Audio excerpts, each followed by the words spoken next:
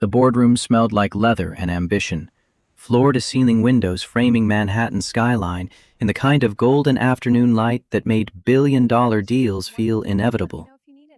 Marcus Williams stood at the head of the table, laser pointer tracing projections across the screen, his voice calm and measured as he walked 12 executives through the fourth quarter forecast for Williams Aviation Group. The numbers were good, better than good, the kind that made shareholders sleep easy and competitors nervous. He'd built this empire from a single helicopter tour business in Harlem 23 years ago, back when venture capitalists wouldn't return his calls and banks quoted him interest rates that bordered on predatory.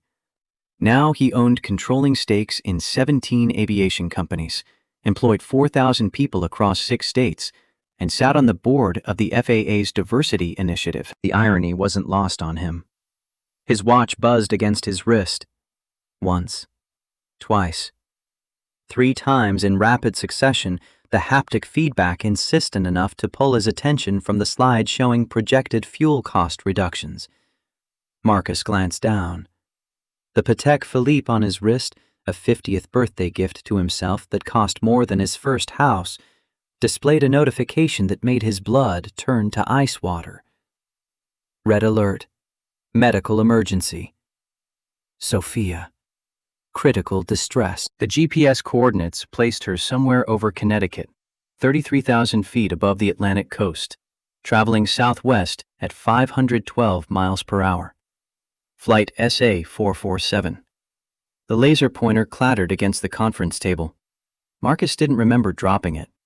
His chief financial officer stopped mid-sentence, concern flickering across her face as Marcus reached for his phone with hands that had started to shake. The room fell silent, 12 pairs of eyes tracking his movement, the kind of preternatural stillness that happens when people sense something fundamental has shifted in the architecture of a moment. Marcus unlocked his phone, pulled up the emergency app linked to Sophia's smartwatch, and felt his stomach drop through the floor. Heart rate spiked to 172 beats per minute, then plummeted. Oxygen saturation critical. Fall detected. Emergency services notified. Last known status, unresponsive. Marcus was already moving toward the door when his general counsel stood, alarmed. The meeting dissolved behind him as he strode into the hallway, phone pressed to his ear, dialing a number he'd hoped never to use. 3 rings. 4. Then a familiar voice, gruff and efficient. John Patterson had run security at JFK for 19 years, long enough to remember when Marcus was a nobody flying cargo runs in a beat-up Cessna, back before the money and the power and the corner office. They'd become friends over bad coffee and worse weather delays. 2 men who understood that aviation was less about machinery and more about trust, the kind of friendship that meant when Marcus said he needed something impossible, John didn't waste time asking if he was sure. The words came out in a rush, each syllable costing Marcus a piece of his composure. Sophia was on Skyline Air Flight 447, inbound from Boston, 28 minutes out. Something was wrong. Catastrophically wrong. Her medical alert had triggered. She wasn't responding, and Marcus needed eyes on that aircraft the second it touched down. John's response was immediate. He'd have emergency services staged, medical personnel ready, and Marcus himself cleared for tarmac access. Then John asked the question that made Marcus's chest tighten with a rage so pure it felt like drowning. What airline did you say? Skyline Air? Marcus, you know you own 62% of Skyline Air through the venture fund, right? You could ground that plane right now if you wanted. Marcus disconnected and dialed his chief legal officer, David Brooks, a man whose reputation for scorched earth litigation had earned him the nickname Tombstone in New York legal circles. David picked up on the first ring, already sensing blood in the water. Marcus gave him 30 seconds of context and one direct order. Pull every record Skyline Air had on Flight 447.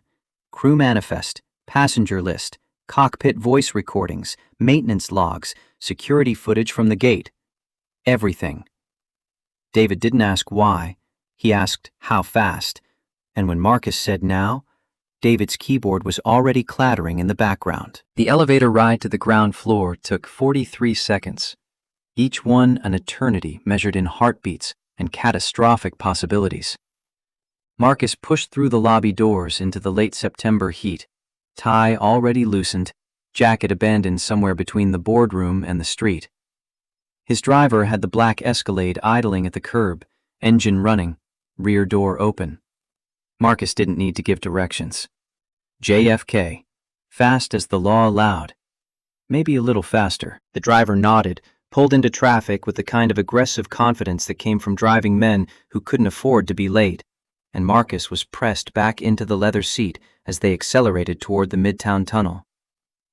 24 hours earlier, Sophia Williams had been standing in a practice room at the New England Conservatory, late afternoon sun slanting through the high windows, her fingers dancing across the keys of a Steinway Grand in a way that made grown men weep. She was 17, whip-smart, talented enough that Juilliard had offered her a full scholarship before she'd even finished her junior year of high school, and possessed of the kind of quiet determination that reminded Marcus painfully of himself at that age. The Chopin nocturne she'd been working on for 3 weeks finally clicked, the melody flowing like water over stone, and she'd stopped mid-phrase to grab her phone and record a voice memo for her piano teacher, excitement making her words tumble over each other. Her father's birthday was in 6 days, 50 years old, a milestone that Sophia had been planning to commemorate with a surprise visit, flying home early from her summer intensive program to spend the weekend in New York. She'd already booked the ticket, first class on her father's diamond medallion account, a luxury she normally felt guilty about but figured was justified for a special occasion. The plan was simple: fly in Friday afternoon, show up at his office with the birthday portrait she'd been working on for 2 months, watch his face light up with that specific combination of surprise and joy that made orchestrating these kinds of gestures worthwhile. She'd tell him about the Juilliard scholarship, about the summer program, about the teacher who said her interpretation of Rachmaninoff was the best he'd heard from a student in 20 years. They'd go to dinner at the Italian place in Brooklyn he loved, the one that didn't take reservations and served pasta that tasted like childhood memories. And for one weekend, she could pretend that being the daughter of a billionaire didn't come with the weight of constant expectations. Sophia had changed her flight that evening, moving it up 4 days, the spontaneity thrilling in a way that her normally methodical personality rarely allowed. She'd texted her roommate to feed her betta-fish, packed a small backpack with the essentials, and set 3 alarms for 4:30 in the morning because missing this flight would ruin everything. Sleep had been elusive, adrenaline and excitement keeping her awake until past midnight, brain cycling through variables and logistics and the imagined look on her father's face when she walked into his office unannounced. The morning arrived gray and humid, Boston's summer refusing to release its grip despite the calendar creeping toward October. Sophia dressed in her standard travel uniform, the kind of studied casualness that telegraphed comfort over style. Oversized hoodie in charcoal gray, the fabric butter-soft cashmere that had cost $1,200 but looked like something pulled from a thrift store bin. Cargo pants worn soft from repeated washing, pockets deep enough for her phone and earbuds, and the small bottle of anti-anxiety medication she'd needed since the panic attack sophomore year. Sneakers that appeared beat to hell but were actually limited edition off-white prototypes worth $5,000, a birthday gift from her father that she'd initially refused before he'd explained they were an investment, not an indulgence. She'd pulled her braids into a loose ponytail, grabbed the iPad that held 2 months of work on her father's portrait, and called an Uber because the tea didn't run early enough and she refused to wake her roommate at an ungodly hour. Logan Airport at 5:15 in the morning was a strange liminal space, populated by business travelers moving with the grim efficiency of people who flew too often, and families with small children whose internal clocks had long since given up on circadian rhythms. Sophia moved through the automatic doors into the terminal, backpack slung over one shoulder, and immediately felt the familiar tightness in her chest that presaged anxiety. She'd had a complicated relationship with flying since she was 14, ever since the turbulence over the Rockies that had sent the plane into a terrifying 200-foot drop and triggered her first full-blown panic attack. Her therapist called it mild PTSD. Sophia called it a perfectly rational response to being trapped in a metal tube 7 miles above the earth with no control over whether you lived or died. The claustrophobia diagnosis had come later, after the incident in the subway, when she'd had to be pulled from a packed train car, hyperventilating so badly a stranger had called an ambulance. Her father knew about the anxiety, had paid for the therapy and the medication, and the cognitive behavioral treatment that helped most of the time. He'd started booking her first-class tickets 2 years ago, not as a luxury, but as a medical accommodation, the extra space and ability to move around making the difference between manageable discomfort and full-blown crisis. Sophia had felt guilty about it initially, aware that first-class seats cost more than some families spent on rent, but her therapist had been firm. Mental health accommodations weren't indulgences, they were necessities. Sophia had learned to accept it, mostly, though she still dressed down for flights to avoid the looks that came when people saw a teenager in street clothes settling into premium cabin seats. The TSA checkpoint was moderately crowded, business people removing laptops with practiced efficiency, families struggling with car seats and strollers, and the chaos of traveling with small humans. Sophia joined the line, boarding pass pulled up on her phone, mind already drifting to the portrait on her iPad and whether she'd captured the exact shade of warmth in her father's smile. She didn't notice the TSA agent's expression shift when she placed her backpack on the conveyor belt, didn't register the way his eyes traveled from her worn sneakers to her face and back again, with an assessment that had nothing to do with security protocols. The agent held up one hand, his voice carrying the particular brand of authority that came from a uniform and a badge and the power to make people's lives difficult. "Step aside, miss. Random screening." Sophia blinked, confused, watching as 3 passengers behind her, all white, all dressed in business casual, were waved through without a second glance. The agent gestured more insistently, and Sophia stepped out of line, pulse already beginning to climb, chest tightening in the familiar way that meant her body was preparing for fight or flight, despite no rational threat being present. The additional screening took 17 minutes. The agent unpacked her backpack with deliberate slowness, holding up her iPad as though it were evidence in a criminal trial. "Whose iPad is this?" Sophia kept her voice level, polite, the way her father had taught her to interact with authority figures who held your immediate future in their hands. "It's mine." The agent's eyebrows rose skeptically. "You can afford this?" It was a question that didn't deserve the dignity of a response, but Sophia gave one anyway, aware that antagonizing TSA was a fast track to missing her flight. "It's for my art. I'm a student at New England Conservatory." The agent called the supervisor, and Sophia stood there, arms wrapped around herself, watching her boarding time tick closer, while a second agent examined her belongings as though searching for contraband instead of the sketchbooks and sheet music and anti-anxiety medication that constituted her traveling essentials. By the time they cleared her, begrudgingly, with no apology or acknowledgement that they'd just profiled a teenage girl based purely on the disconnect between her appearance and the value of her possessions, Sophia had 8 minutes until the boarding door closed. She ran, backpack bouncing against her spine, chest burning, the physical exertion mixing badly with the adrenaline already flooding her system. The gate was at the far end of Terminal B, naturally, because the universe had a sense of irony, and Sophia arrived breathless and shaking, hand fumbling for her inhaler as she approached the desk. The gate agent looked up from her screen with the expression of someone who'd already mentally checked out of customer service for the day. Boarding closed. Sophia's heart sank. The words came out between gasps for air, her inhaler raised to her lips for the 2 puffs that would open her airways enough to speak coherently. "Please, I was held at security. I have a first-class ticket. I really need to make this flight." The agent's eyes flicked to Sophia's phone screen, where the boarding pass displayed her seat assignment and the name on the reservation. Marcus Williams. The agent's expression shifted, skepticism replacing indifference. "This ticket is under Marcus Williams."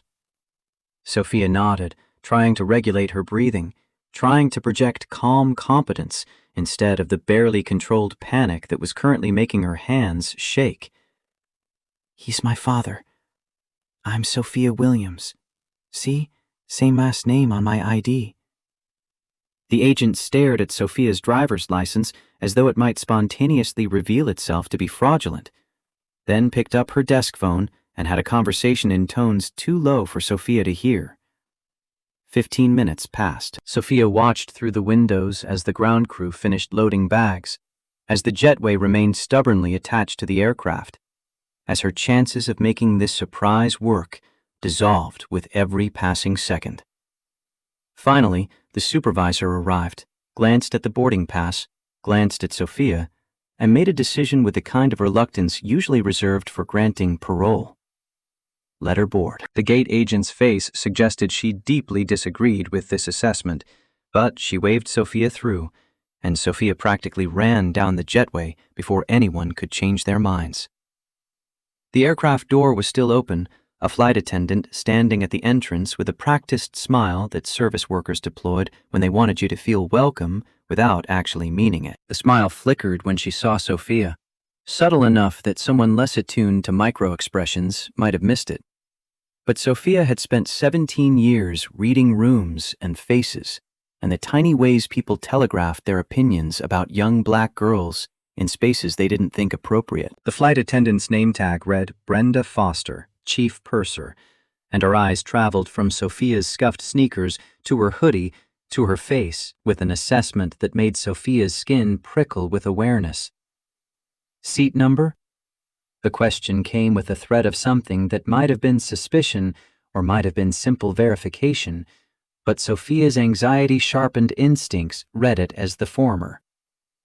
1A. Brenda's fingers moved across her tablet screen, checking, double-checking, her expression suggesting she expected the system to throw an error. "And you are?" The question hung in the air with the weight of challenge rather than curiosity. "Sophia Williams. That's my name on the ticket." Brenda's lips compressed into a thin line that wasn't quite a smile, wasn't quite a frown, occupying some uncanny valley between professional courtesy and personal judgment. Okay." The words carried implications that Sophia chose not to examine too closely, not when her seat was 20 feet away and sanctuary felt within reach. The first-class cabin was a study in understated luxury, leather seats wide enough to curl up in, ambient lighting designed to soothe rather than illuminate, the kind of space that cost airlines a fortune in foregone revenue, but telegraphed status to the passengers who could afford it. Sophia's seat, 1A, was a window position that would give her a view of the wing and the clouds and the ground falling away beneath them, the illusion of control that came from being able to see the horizon. She stowed her backpack in the overhead bin, settled into her seat, and immediately felt some of the tension drain from her shoulders. Space. Room to breathe. No one pressed against her on either side. The tightness in her chest eased fractionally. The passenger in 1B was already seated, a white woman who looked to be in her late 60s, expensive jewelry, and that particular air of entitlement that came from a lifetime of people deferring to your opinions. She glanced at Sophia with the kind of look that suggested she was mentally cataloging everything from Sophia's clothing to her age to her race, and finding the sum total not quite what she expected from a first-class passenger. Sophia ignored her, pulled out her noise-canceling headphones, the Bose pair her father had bought her specifically for flights, and queued up her carefully curated playlist of lo-fi beats and ambient soundscapes. The music wrapped around her like cotton wool, dampening the ambient noise of boarding passengers and overhead bin slams, and the general chaos of 300 people trying to organize themselves into a metal tube. She opened her iPad, pulled up the portrait she'd been working on, and lost herself in the details that still needed refinement. Her father's eyes weren't quite right yet. The warmth that made them crinkle at the corners when he smiled, the specific way his left eyebrow rose slightly higher than his right when he was amused. She'd been working from a photo taken at her piano recital last spring, one of those candid shots that captured him looking at her with such transparent pride that it made her chest ache. The birthday hat she'd digitally added was pure whimsy, silly and sweet, and she'd rendered it in watercolor style to contrast with the photorealistic quality of his face. "Happy 50th, Dad," she'd written in elegant script across the bottom. "Thanks for being my wings." It was sentimental, maybe too sentimental, but a father was a sentimental man beneath the CEO exterior, the kind who cried at Pixar movies and kept every card she'd ever made him in a box in his office. The plane began to move, that distinctive feeling of momentum building, the ground falling away beneath them as they taxied toward the runway. Sophia's anxiety spiked reflexively, her free hand moving to grip the armrest, breathing exercises kicking in automatically. 4 counts in, hold for 7, 8 counts out. Her therapist's voice in her head, calm and measured. "You're safe. Flying is statistically safer than driving. Your body is reacting to perceived danger, not actual danger. Acknowledge the feeling and let it pass." The engine spooled up to takeoff power, that roar that rattled through the cabin and made conversation impossible, and then the acceleration pressed her back into her seat, and the ground dropped away, and they were airborne. Sophia closed her eyes, counting her breaths, waiting for the moment when the climb leveled off and the sensation of falling transformed into the steady drone of cruising altitude. It took 9 minutes for the seatbelt sign to chime off, the sound coinciding with her pulse finally dropping below 90 beats per minute. She opened her eyes, adjusted her headphones, and returned her attention to the portrait, losing herself in the work of capturing her father's essence in pixels and light. She didn't notice Brenda Foster watching her from the galley, didn't see the way the chief purser's expression had settled into something cold and calculating. Brenda had been flying this route for 23 years, long enough to develop what she considered finely tuned instincts about passengers who didn't belong in premium cabins. She'd seen it all. The credit card fraudsters with fake IDs and stolen account numbers, the airline employees trying to scam upgrades for friends and family, the occasional celebrity's assistant pretending to be someone they weren't.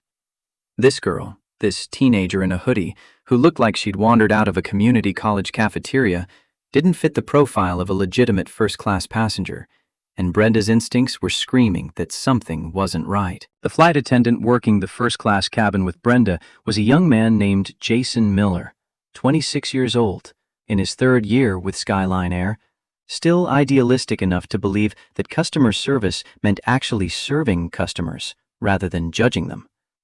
He'd watched the interaction at the boarding door with growing unease, had seen the way Brenda looked at the girl in 1A, and didn't like where this was heading. Jason had been on the receiving end of Brenda's temper often enough to know that when she decided someone was a problem, she wouldn't let it go until she'd proven herself right, regardless of what reality actually suggested.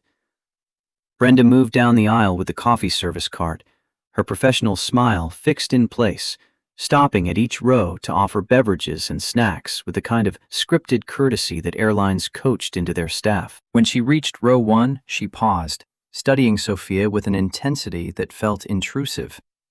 The girl had her headphones on, was absorbed in whatever she was working on her tablet, and didn't immediately notice Brenda's presence. Brenda reached out and tapped Sophia's shoulder, not gently, with enough force to be startling rather than polite. Sophia jerked, pulled her headphones off, looked up with wide eyes that telegraphed she'd been pulled from deep concentration. "Yes?" Brenda's smile didn't reach her eyes. "I need to re-verify your ticket." Confusion flickered across Sophia's face, followed quickly by a wariness that suggested she'd already intuited this wasn't standard procedure. "I showed it 3 times already. At security, at the gate, when I boarded." Brenda's tone remained pleasant, but her words carried an edge. "System shows a discrepancy. I need to see photo identification. Sophia's hand moved to her backpack, stowed in the overhead bin, and Brenda watched as the girl stood, retrieved her wallet, handed over her driver's license with fingers that had developed a fine tremor. Brenda examined the license as though it might be a sophisticated forgery, tilting it toward the light, checking the hologram, comparing the photo to Sophia's face with theatrical skepticism. This says you're 17. Sophia nodded, not understanding where this was going. The ticket is under Marcus Williams. Sophia's voice remained steady, but Jason could hear the thread of anxiety winding through it. He's my father. I'm flying on his diamond medallion account. See, the reservation shows my name as the passenger. Brenda's expression suggested she found this explanation less than convincing. You're telling me your father is Marcus Williams, the CEO? Sophia nodded again, slowly, as though explaining something to someone who was being deliberately obtuse. That's correct. Brenda's laugh was short and sharp, the kind of sound that pretended to be amusement, but was actually mockery. Right, and I'm the Queen of England. Sophia's face shuddered, the openness of a moment ago replaced by guarded wariness. I don't understand what you're implying. Brenda leaned in slightly, her voice dropping to a stage whisper that the passenger in 1B could absolutely hear. I'm implying that this ticket seems suspicious, and I'm going to need you to explain how a teenager in a thrift store hoodie ended up in a first-class seat that costs more than most people's monthly rent. The words landed like a slap. Sophia's breathing changed, became shallower, faster, the physiological response to stress that her body had been primed to experience in confined spaces. Jason stepped forward, his voice low and urgent. Brenda, her ticket scanned at the gate. It's in the system. It's legitimate. Brenda didn't even look at him, her attention fixed on Sophia with the intensity of a predator who'd scented blood. Did I ask for your input, Jason? Jason's jaw tightened, but he stepped back, aware that contradicting Brenda in front of passengers was a fast track to a disciplinary write-up that would tank any chance he had of transferring to international routes. The passenger in 1B, Margaret Whitmore, chose this moment to insert herself into the situation, her voice carrying the particular brand of authority that came from decades of getting her way through sheer force of entitlement. Is there a problem here? This girl is disturbing my champagne service. Brenda's smile turned syrupy. I'm addressing it, ma'am. Apologize for the disruption. Margaret's eyes traveled over Sophia with an assessment that made no attempt to hide its disdain. Well, does she belong here? Look at her. Brenda's voice dropped to a tone meant to be soothing, but landed condescending. I'm verifying that right now, ma'am.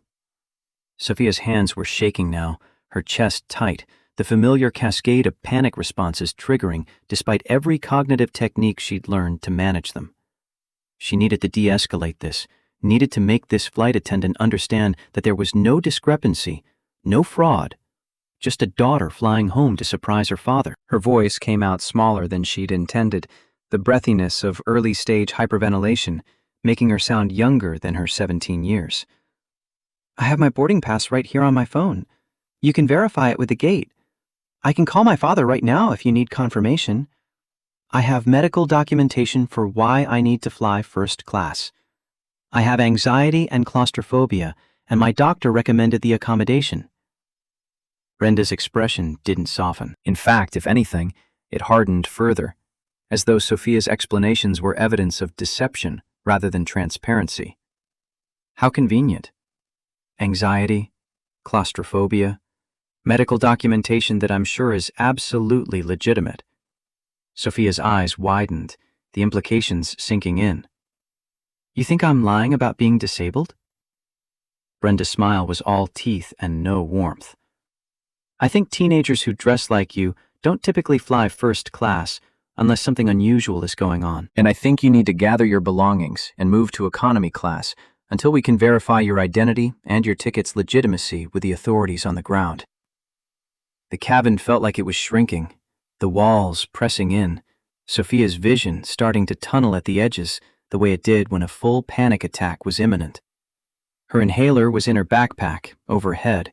Might as well have been on the moon for all the good it did her right now. Her voice climbed half an octave, desperation bleeding through. I'm not moving. This is my seat. I paid for it.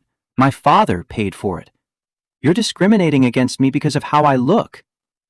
Brenda's voice rose to match, loud enough now that passengers in rows 2 and 3 were openly staring.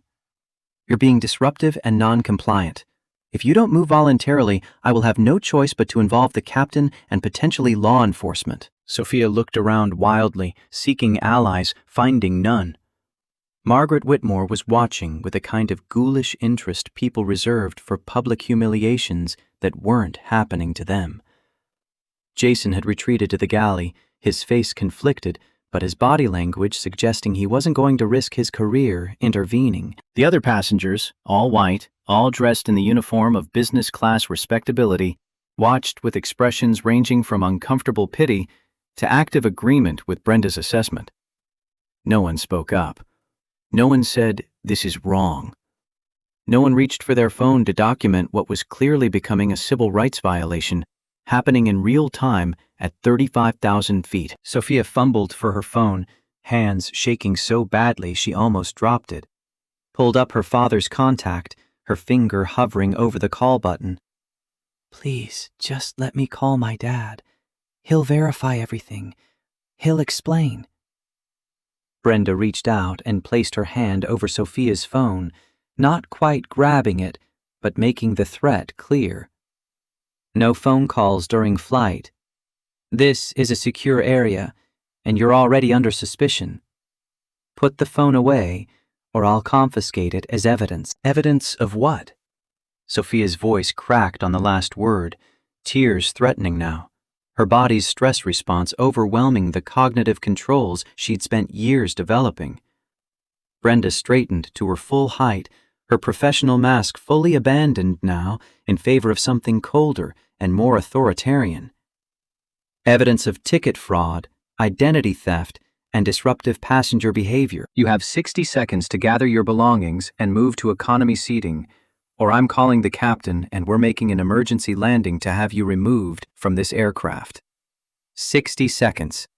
Starting now. The countdown felt like drowning in slow motion. Sophia's chest constricted, each breath requiring conscious effort, her vision beginning to narrow at the edges in the way that signaled her body was about to shut down, whether her mind wanted it to or not. The number 43 materialized in her head, seconds ticking down, and she couldn't move, couldn't think past the roaring in her ears and the metallic taste of fear coating her tongue. Her backpack was overhead, her inhaler inside it, and the 3 feet of vertical distance might as well have been miles for all her ability to coordinate movement right now. Jason appeared at her elbow, his voice pitched low enough that Brenda couldn't hear. I'll get your bag. Where's your inhaler? Sophia managed to raise her eyes to meet his, gratitude and desperation warring in her expression. Front pocket, blue. Jason reached up, pulled down her backpack with movements that telegraphed reluctance, as though by helping her he was crossing some invisible line that would cost him later. He unzipped the pocket, found the rescue inhaler, pressed it into Sophia's palm with fingers that trembled slightly. Brenda's voice cut across the cabin like a whip crack. Jason, step away from the passenger. Now. Jason's face contorted with something that might have been guilt, or might have been self-preservation, but he stepped back, leaving Sophia alone with her inhaler and her collapsing airways. 2 puffs. Hold for 10 seconds. Exhale slowly. The medication hit her system with a familiar chemical burn, bronchodilators forcing her airways open, oxygen flooding back into her bloodstream. The tunnel vision receded fractionally, enough for Sophia to register that Brenda had moved to the aircraft phone mounted near the galley, was speaking in low, urgent tones to someone, presumably the cockpit. Sophia's hands fumbled with her phone again, this time managing to pull up the Photos app, the album where she kept documentation of her medical conditions, because her therapist had warned her that situations like this could happen, that people wouldn't believe a young black girl when she said she needed accommodations, that having evidence ready could mean the difference between crisis and resolution. She held up her phone toward Brenda, screen displaying a photograph of her anxiety disorder diagnosis, signed by Dr. Patricia Morrison at Boston Children's Hospital, dated 3 years prior. I have proof. Medical documentation. You can call my doctor. You can call my father. You can verify everything. Just please don't make me move to a smaller space. I physically cannot handle it. Brenda glanced at the phone, at the medical document that any rational person would accept as legitimate, and her expression suggested she'd already decided that rationality wasn't going to factor into her decision-making process. That could be photoshopped. Anyone can fake documents. I've seen it dozens of times. The cabin door to the cockpit opened, and Captain Robert Pierce emerged, silver-haired and pot-bellied, wearing his uniform with the kind of casual authority that came from 35 years of being the final word on everything that happened inside his aircraft. He surveyed the scene with eyes that had already made up their mind about what they were seeing before he'd processed any actual information. Brenda straightened, gestured toward Sophia with the air of someone presenting evidence at trial. Captain, this passenger's ticket appears fraudulent. She's claiming to be the daughter of Marcus Williams, refuses to provide adequate verification, and is now becoming medically disruptive. I've asked her to relocate to economy pending confirmation with ground authorities, and she's refusing to comply. Pierce's eyes traveled over Sophia with the same assessment everyone else had performed, cataloging her age and her clothing and her skin color, and coming to conclusions that had nothing to do with the facts of the situation. He crossed his arms over his chest, feet planted wide in a stance that communicated immovability. Young lady, I'm Captain Pierce. This is my aircraft, which means what I say goes. My chief purser has expressed concerns about your ticket's validity. Until we can verify your identity and your right to be in this cabin, you're going to need to relocate. Sophia's voice came out strangled, desperation making her sound younger and less credible than she needed to be right now. Sir, I can prove everything. I have my boarding pass, my ID, my medical documentation. I can call my father right this second and he'll confirm who I am. Pierce's expression didn't soften. On my aircraft, I am the law. My crew's assessment is all the verification I need. You have 30 seconds to gather your belongings and move, or I'm declaring you a security threat, and we're making an emergency landing to have you removed. Sophia looked around the cabin one more time, seeking anyone who would speak up, who would point out the obvious insanity of what was happening, who would simply acknowledge that removing a paying passenger based purely on assumptions about her appearance was illegal and discriminatory and morally bankrupt. The cabin remained silent. Margaret Whitmore sipped her champagne with the satisfied air of someone watching justice being served. The businessman in 2B was suddenly very interested in his laptop screen. A woman across the aisle, white and middle-aged, met Sophia's eyes for a brief moment before looking away with an expression that might have been sympathy, but translated into cowardice. The only person moving was a black woman 3 rows back, maybe 45 years old, dressed in the kind of business casual that suggested professional competence. She had her phone out, camera angled toward the front of the cabin, recording everything with the grim determination of someone who'd seen this movie before and knew that documentation was the only weapon available to people without power. Their eyes met for a fraction of a second, and the woman gave a nearly imperceptible nod that might have meant, I see you, or might have meant, I'm sorry, or might have meant, this is going to get worse before it gets better. Sophia's watch buzzed against her wrist, a gentle reminder that her heart rate had climbed above 140 beats per minute, that her stress levels were approaching dangerous territory, that her body was preparing to protect itself through shutdown if her conscious mind couldn't de-escalate the situation. She looked at the watch face, at the medical alert screen that glowed with concern, and made a decision that felt like stepping off a cliff. Fine. I'll move. But you're making a mistake, and my father is going to hear about this. Brenda's smile was triumphant in a way that made Sophia's stomach turn. I'm sure he will, sweetheart. Jason, please escort the passenger to economy seating. Jason moved forward again, his face a study in conflicted loyalty, and reached for Sophia's backpack. Sophia stood on legs that felt like water, her inhaler clutched in one hand and her phone in the other, and started down the aisle toward the curtain that separated first class from the rest of the aircraft. She made it 3 steps before Brenda's voice stopped her. "Wait! The passenger needs to be searched before relocation. We can't risk her concealing anything that might be evidence." Sophia turned, confusion and fear spiking her heart rate even higher. "Searched? What are you talking about? I haven't done anything illegal." Brenda gestured toward the galley, the small enclosed space between the first-class cabin and the cockpit where flight attendants prepared meals and stored emergency equipment. "Jason, take her to the galley. Full pat-down. Check her bag thoroughly." Jason's face had gone pale, his voice dropping to a whisper that suggested he knew he was about to cross a line that couldn't be uncrossed. "Brenda, she's a minor. We can't search her without parental consent or law enforcement present." Brenda's eyes flashed with something that looked like vindication mixed with cruelty. "She's demonstrated deceptive behavior and is now a security concern. Protocol 7C allows for passenger restraint and search when crew safety is at risk. Do your job, or I'll write you up for insubordination and you can explain to your supervisor why you refused a direct order." The galley was smaller than a closet, metal surfaces and locked compartments, and the smell of recycled air mixed with coffee and antiseptic.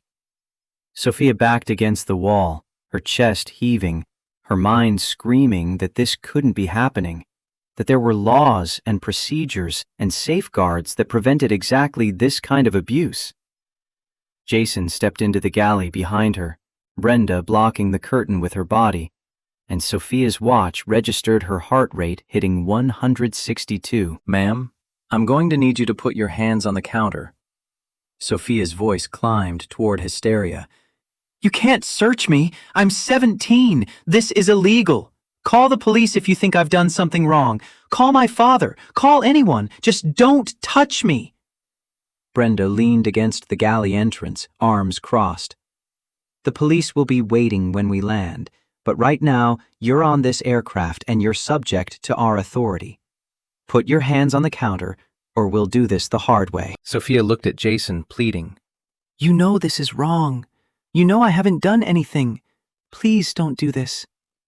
Jason's jaw worked, muscles tensing and releasing, and for a moment Sophia thought he might actually refuse, might actually choose conscience over career. Then his shoulders sagged infinitesimally, and he reached for her backpack. "I'm sorry. I really am. But if I don't, she'll have me fired, and I can't afford to lose this job." The search was perfunctory but invasive, Jason's hands moving through her belongings with apologetic efficiency, while Sophia stood against the wall, fighting the urge to scream or cry, or both. He found nothing suspicious, because there was nothing suspicious to find. Just the detritus of a college student's life, textbooks and sheet music, and the drawing that was supposed to be a surprise, the birthday portrait that now felt like evidence of naive optimism. When he unzipped the iPad case and saw the digital rendering of Marcus Williams wearing a party hat, his face did something complicated. "This is your dad?" Sophia nodded, not trusting her voice. Jason looked at the portrait for a long moment, at the level of skill and care evident in every brushstroke, at the words written across the bottom in elegant script, and something shifted in his expression. He turned to Brenda, holding up the iPad so she could see the screen. "Brenda, this is Marcus Williams. She really is his daughter. Look at this." Brenda barely glanced at it. Anyone can download a photo and draw on it. That proves nothing. Jason's voice rose slightly, frustration bleeding through his professional veneer. "It's a commissioned portrait. You can see the layers in the drawing app. She's been working on this for weeks. Why would someone go to that effort for a scam?" Brenda's face hardened. "Are you questioning my judgment, Jason? Because it sounds like you're questioning my judgment. I'm questioning whether we're about to ruin this girl's life over nothing." Brenda stepped fully into the galley, crowding the small space, her voice dropping to a hiss. "Get out. I'll handle this myself." Jason hesitated, looked at Sophia with an expression that might have been apology or might have been fear, and stepped out of the galley, pulling the curtain closed behind him. Sophia and Brenda were alone in the enclosed space, separated from the cabin by a thin barrier of fabric, and Sophia's breathing was approaching hyperventilation territory, her body's panic response overriding every cognitive control she'd spent years developing. "Please, I can't breathe in here. I need space. I have claustrophobia." "You're triggering a panic attack." Brenda pulled the emergency equipment locker open, reaching inside with deliberate slowness. "If you're having a panic attack, it's because you're guilty, and you know you're about to be caught." The flex cuffs came out of the locker like a magic trick, white plastic zip ties designed to restrain passengers who became violent mid-flight, a last resort for situations where someone's behavior threatened the safety of everyone aboard. Sophia's eyes went wide, her back pressing against the metal wall as though she could phase through solid matter and escape. "What are you doing? Those are for criminals." "I haven't hurt anyone. I haven't even raised my voice." Brenda advanced with the cuffs held loosely in one hand. "You pulled away when my colleague tried to search you properly. That's assault on a crew member. You've demonstrated erratic behavior, possible substance influence, and refusal to comply with lawful orders. Protocol 7C authorizes restraint." Sophia's hands came up defensively, her voice breaking on a sob. "I pulled away because I have a right to bodily autonomy. You can't just put your hands on people without consent. I didn't assault anyone.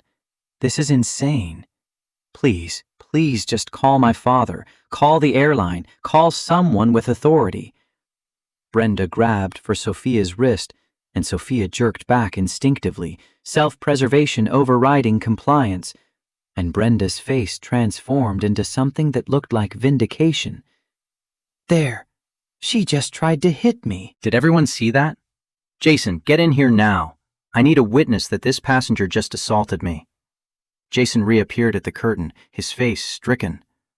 "I didn't see anything, Brenda. Neither did anyone else. She didn't try to hit you."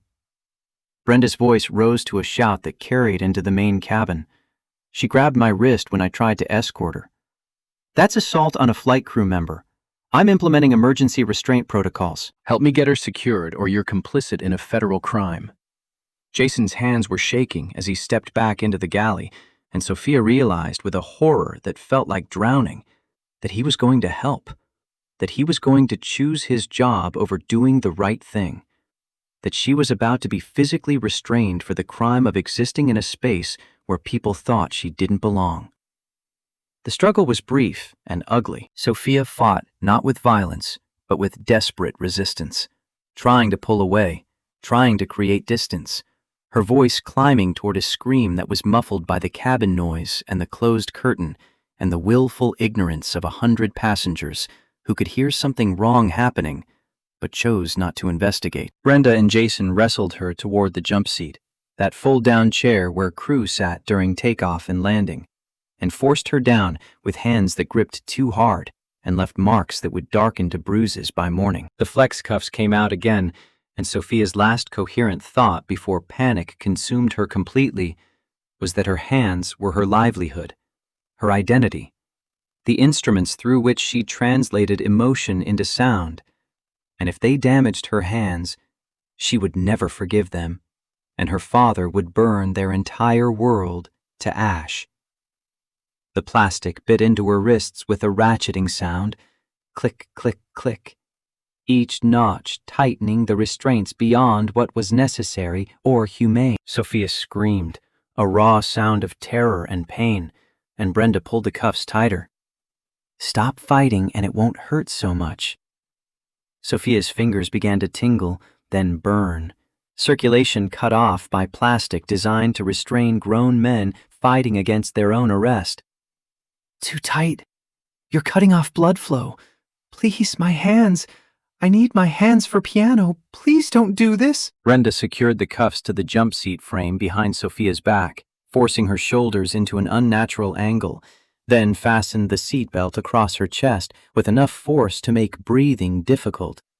Sophia could feel her body beginning to shut down, the panic attack reaching the point where conscious thought became impossible and animal survival instinct took over. Her vision grayed at the edges, her chest heaving against the restraint of the seatbelt, her throat closing as anxiety and asthma and claustrophobia combined into a perfect storm of physiological crisis. "Inhaler. In my bag. Please. I can't breathe. I can't breathe." Brenda leaned in close, her voice cold enough to freeze. "Save the drama. You're going to sit here quietly until we land, and then you're going to be arrested for assault and fraud and whatever else I can think to charge you with. If you make a sound, I'll gag you too." Jason stood frozen in the galley entrance, staring at what they'd done with an expression that suggested his soul was leaving his body in real time. "This is wrong. Brenda, this is really wrong. She's just a kid. She's having a medical emergency." Brenda whirled on him, fury making her face flush. "I told you to get out. This is my responsibility now. Go do your job and keep the passengers calm." "If anyone asks what's happening back here, you tell them we're handling a security situation, and everything's under control."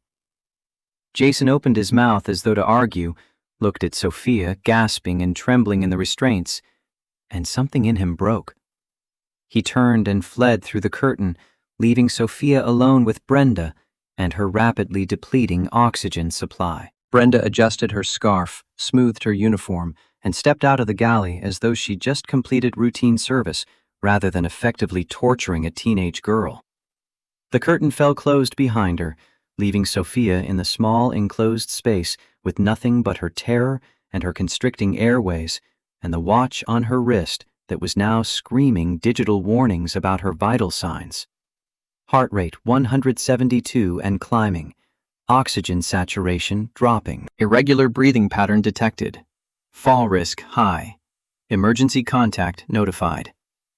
The last notification barely registered in Sophia's fading consciousness, her world narrowing to the desperate attempt to force air into lungs that refused to cooperate, her fingers behind her back going from painful to numb as nerve damage began to set in. 200 miles away, Marcus Williams was somewhere on the Long Island Expressway, traffic parting before his driver's aggressive lane changes like water before a ship's prow. His phone sat in his lap, screen dark. No new alerts since the initial emergency notification 20 minutes ago. He tried calling Sophia 4 times, each attempt going straight to voicemail, which meant either her phone was off or she was physically unable to answer, and both options made his chest feel like it was being crushed in a vice. David had texted twice with updates. First message: crew manifest obtained, cross-referencing personnel records now. Second message: you need to see this. There's a pattern. Marcus didn't ask what pattern. He knew. He'd known the second he saw which airline his daughter was on, the second he remembered the complaints he'd seen buried in quarterly reports, the discrimination allegations that legal had settled quietly with NDAs and cash payments because it was cheaper than admitting systemic failure. The car exited onto the airport access road, bypassing the terminal loop and heading straight for the security checkpoint that led to the tarmac. John Patterson was waiting at the gate, his face grim, waving them through without the usual inspection protocols. He leaned into Marcus's window as the car slowed. "Plane's 15 minutes out. Emergency crews staged at the private hangar entrance. Medical's ready. What else do you need?"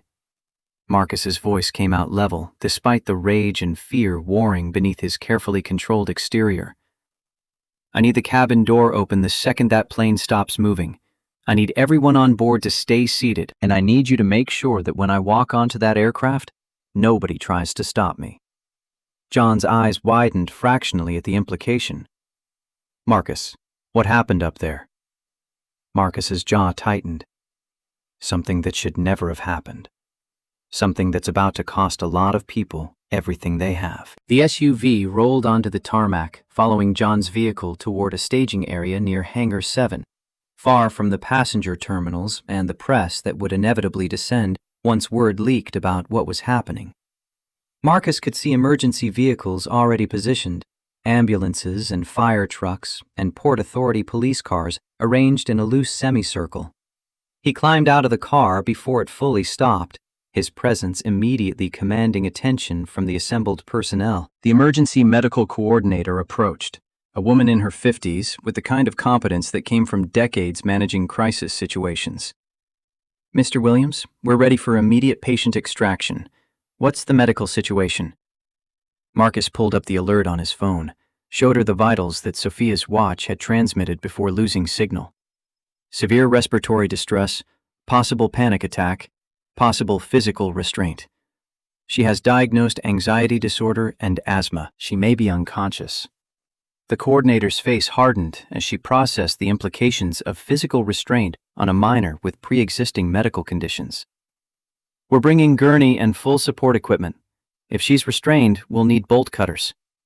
Marcus nodded, his mind already 3 steps ahead, already planning the sequence of actions that would unfold once that plane was on the ground. The sound of jet engines grew louder, and all eyes turned skyward as Skyline Air Flight 447 appeared on approach, landing gear down, following the guide lights toward the designated parking spot. Marcus watched the aircraft descend with a focus that bordered on meditation, his entire being concentrated on the next 10 minutes and what they would require of him. The plane touched down with barely a bump, reverse thrust engaging, speed bleeding off as it taxied toward them with the ponderous grace of a wounded animal returning to its den. Marcus's hands clenched into fists at his sides, every muscle in his body coiled tight with the effort of not sprinting toward the aircraft before it came to a complete stop. John appeared at his elbow, radio crackling with tower communications. "They're not going to the gate. Tower's routing them to this hangar per your request. Crew doesn't know why yet. When they find out," Marcus began, then stopped himself, recalibrated his tone to something that wouldn't betray the fury threatening to consume his ability to think strategically. "When they find out, I want them to understand that their careers ended the moment they decided my daughter was a threat." The aircraft rolled to a stop 50 yards from their position, engines winding down with that distinctive turbine whine, the fuselage still trembling with residual momentum. Marcus didn't wait for the jetway, didn't wait for standard deplaning procedures, didn't wait for anything except the moment when the forward cabin door began to open and the stairs rolled into position. He moved toward the plane with his security detail flanking him and the medical team rushing to keep pace, his Italian leather shoes loud against the tarmac, his suit jacket abandoned somewhere in the car, his expression set in lines that made hardened security professionals step out of his way without being asked. The stairs locked into position, and Marcus took them 2 at a time, his heart hammering against his ribs with a violence that threatened to crack bone. The flight attendant at the door, some young woman whose name tag read Jennifer, started to smile in greeting and then saw the emergency crew behind him, and her expression collapsed into confusion. "Sir, you can't board until we've completed our deplaning procedures." Marcus's voice came out flat and cold, each word precisely enunciated. "I own this aircraft. I own this airline. Get out of my way, or I will move you myself." Jennifer's mouth opened and closed soundlessly, and she stepped aside with the alacrity of someone who just realized they were standing between a freight train and its destination. The first-class cabin was a tableau of frozen confusion, passengers still seated, craning their necks to see what was happening, none of them yet understanding that they were about to witness something that would haunt them for the rest of their lives. Marcus's eyes swept the cabin, taking in the expensive leather and the ambient lighting and the smug faces of people who'd watched something terrible happen and chosen comfort over conscience. He noted the empty seat 1A, noted the woman in 1B who had the decency to look uncomfortable, noted the businessman 2 rows back suddenly very interested in his phone. His voice cut through the murmur of confusion like a blade. "Where is Sophia Williams? Where is my daughter?" The captain emerged from the cockpit, his face already ashen, clearly having been warned by tower control that something unprecedented was unfolding. "Mr. Williams, I can explain." The words died in his throat as Marcus turned the full force of his attention on him. 6 feet 3 inches of controlled rage radiating an energy that made the temperature in the cabin seem to drop 10 degrees. "You can explain. You can explain how my 17-year-old daughter boarded this aircraft with a legitimate first-class ticket and is now missing from her seat. You can explain why her medical alert watch registered critical distress 15 minutes ago. You can explain all of that to the FAA investigators who are going to crawl so far up this airline's operational procedures that you'll be finding violations in your sleep. But first, you're going to tell me exactly where she is right now." Pierce pointed toward the galley with a hand that trembled perceptibly. The passenger experienced some difficulties. "My chief purser handled the situation according to protocol. She's in the rear galley under supervision." Marcus didn't respond with words. He moved, pushing past Pierce with enough force to send the older man stumbling backward, and ripped the galley curtain aside with violence that tore the fabric from one of its mounting hooks. The scene that greeted him would be seared into his memory with the permanence of trauma, the kind of image that resurfaces in nightmares and quiet moments, and every time he closed his eyes for the next decade. Sophia was slumped in the jump seat, head lolled forward against the restraint of the seat belt, oxygen mask sitting askew on her face, clearly applied after the fact in a desperate attempt to mitigate damage already done. But it was her hands that made Marcus's vision go white at the edges. Her hands secured behind her back, with flex cuffs pulled so tight that her fingers had turned a mottled purple-gray, the skin around her wrists swollen and broken where the plastic had cut deep enough to draw blood. Her chest was barely moving, each breath a shallow gasp. And when Marcus dropped to his knees beside her and touched her face, it was cold and clammy with the sweat of someone whose body had been fighting a losing battle against shutdown. "Sophia." The word came out broken, all his carefully controlled composure shattering like glass. "Baby, can you hear me?" No response.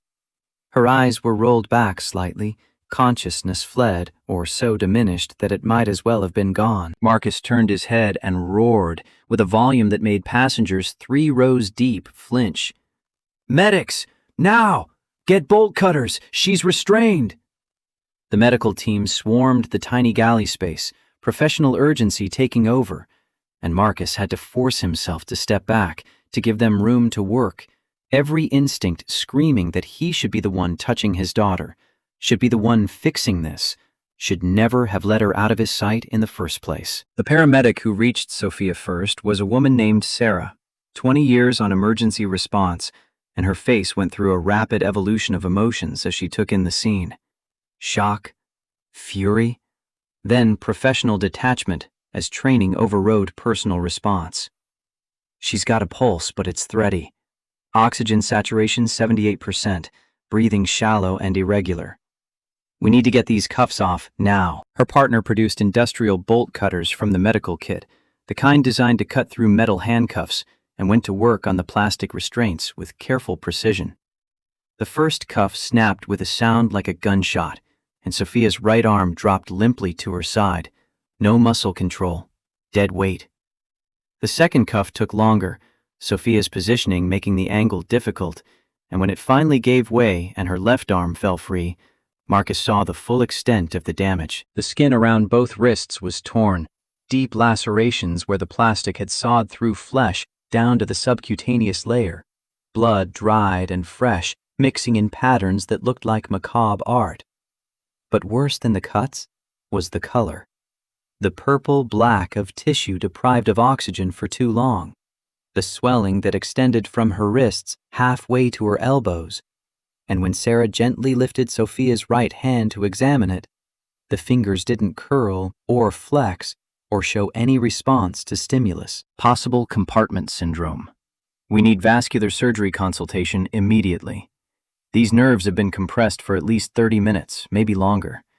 If we don't restore circulation in the next hour, she could lose function permanently. The words hit Marcus like physical blows. Function. Piano. The thing that gave his daughter joy. The talent that had earned her a full ride to Juilliard. The hours of practice and dedication and love poured into an instrument that demanded perfect control of fingers that might never work properly again. He turned away from the medics working on his daughter and saw Brenda Foster standing at the edge of the galley, her face a rictus of dawning horror as she realized what she'd done and who she'd done it to. Their eyes met, and Marcus let her see everything he was feeling, let the mask slip completely so she could understand the full weight of what was coming for her. "You did this." His voice was barely above a whisper, but it carried more menace than any shout could have conveyed. "You looked at my daughter and decided she was a criminal based on nothing but her skin color and her clothing. You ignored her medical documentation. You ignored her pleas. You restrained a minor having a panic attack, and you pulled those cuffs tight enough to cause permanent nerve damage." Brenda's mouth worked soundlessly, her face cycling through expressions that might have been denial or might have been the dawning realization that her life as she knew it was over. She reached for words that wouldn't come, and Marcus turned his back on her with the finality of someone closing a door they would never open again. The paramedics had Sophia on oxygen now, high-flow mask forcing air into lungs that had forgotten how to process it efficiently. Her chest rising and falling with more regularity, though consciousness remained elusive. Sarah called out vitals in the clipped shorthand of emergency medicine, while her partner established IV access with practiced efficiency.